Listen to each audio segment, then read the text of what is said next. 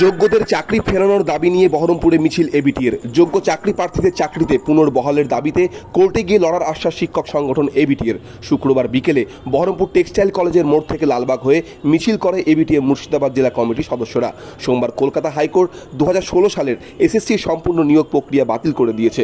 কলকাতা হাইকোর্টের বিচারপতি দেবাংশু বসাক এবং বিচারপতি মোহাম্মদ সাব্বার রশিদের ডিভিশন বেঞ্চের রায়ে শিক্ষক পদের পাশাপাশি গ্রুপ সি এবং গ্রুপ ডি মিলিয়ে বাতিল হয়েছে মোট 25,753 জনের চাকরি।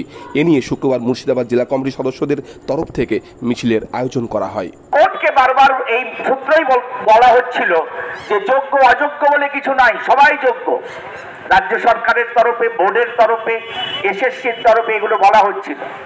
আবারও বারবার বলা হয়েছে যে অযোগ্যদের আলাদা করো আর যোগ্যদের আমাদের তালিকা দাও, তাহলে আমরা একটা পরিষ্কার রায় দিতে পারবো।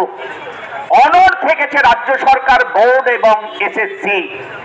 তারা এই 5,500 জন্য 25,500 চাকরি হারালো।